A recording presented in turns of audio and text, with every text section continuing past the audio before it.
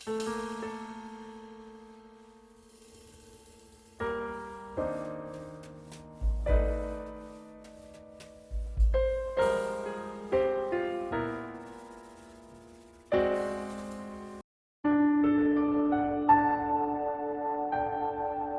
D. Patel is the global guide of the Heartfulness way of meditation. Known to many as Daaji, his teachings reflect his knowledge of spiritual traditions and modern scientific research, combined with his own experience and discoveries. Born in Gujarat, India, Daaji showed an early interest in meditation and spirituality. He started Heartfulness Meditation in 1970 while studying pharmacy.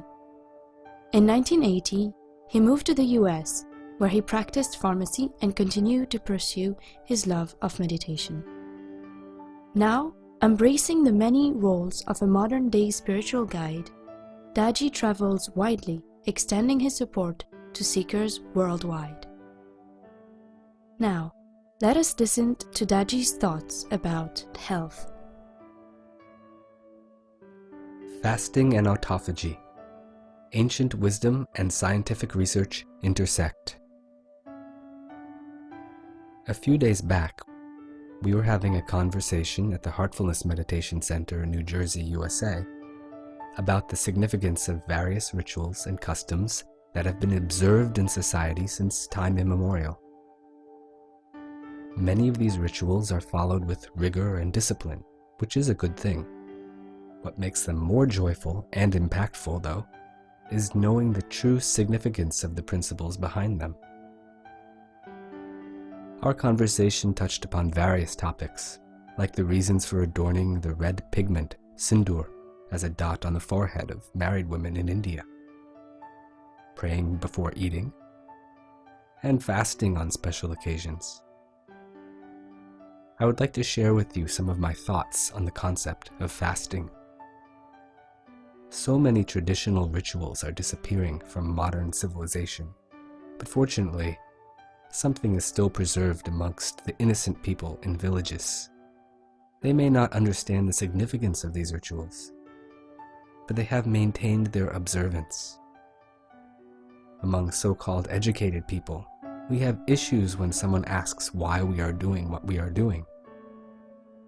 As a result, when we have no justifiable explanation, we avoid observing rituals for fear of being looked upon as old-fashioned or without real understanding. We need to study and try to find the significance behind most rituals. Let's start with the significance of Ekadashi in the Indian culture. Many people observe a fast on Ekadashi days. It is a widely prevalent ritual, but not deeply understood. Ekadashi is a Sanskrit word for the number 11. It stands for the 11th day of each half of the month in the lunar calendar. So there are 2 Ekadashi days in each month. One is in the first half of the month when the moon is waxing, and the second is when the moon is waning. These days have a very special significance for health, and the practice has been connected with religion for the sole purpose of health and well-being. Had it not been associated with religion, common people would not have followed such dictums.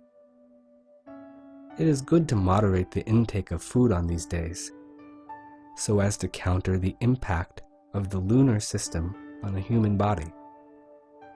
As our body is 60 to 70% water, you can see the impact of the moon on the water in the oceans. It is significant. On full moon nights, there can be tides rising up to 20 or even 30 feet. Similarly, this has an impact on the human system. Especially during the full moon, records show criminal activity is greater than usual on these days. The term lunatic actually comes from the lunar effect on the human nervous system.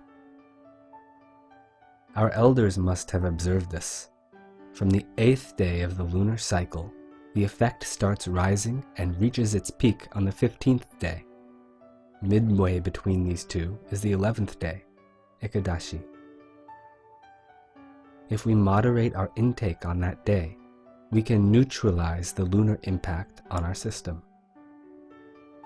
Closer to home, the great masters of Sahaj Marg have suggested fasting on certain special occasions. One such occasion is the day when a trainer is given permission to start imparting training to others. You may ask why trainers are asked to fast on the day they are given permission to work. In Sahaj Marg, the special preparation for training a candidate goes on for days, perhaps even years, before the work is complete. On the day when permission is granted, qualitatively, the trainer becomes a spiritual conduit of the divine transmission. And on this day, most of the yogic chakras of such a person are purified and brought to some sort of opening or blooming. These chakras are also divinely charged, enabling the trainer to become a conduit for the spiritual work. When this happens, the divine charge remains very active for the next few days. This divine charge is so subtle compared to the energy that we derive from solid food, that if we were to eat, the grosser energy from the food would naturally displace the subtle divine charge. On this day, the idea is to tune in, receive, and allow the charge to be completely absorbed. Hence, it is recommended to fast on this day. I hope you can appreciate the importance of moderation in food on such an important occasion. Earlier this week, I was reading about the fascinating work done by Dr. Yoshinori Osumi on autophagy, for which he was awarded the Nobel Prize for Medicine this year.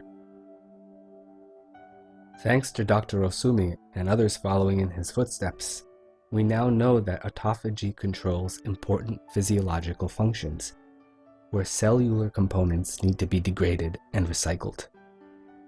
Autophagy means to self-eat, and it is the process by which the body eats its own damaged cells and unused proteins. After an infection, autophagy can eliminate those cells infected by invading intracellular bacteria and viruses.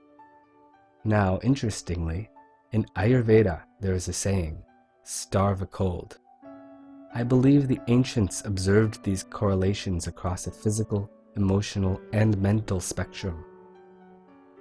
The above examples about Ekadashi and the preparatory work of a trainer in Sahaj Marg illustrate that autophagy may have a role to play also in our emotional and mental well-being beyond just the physical body.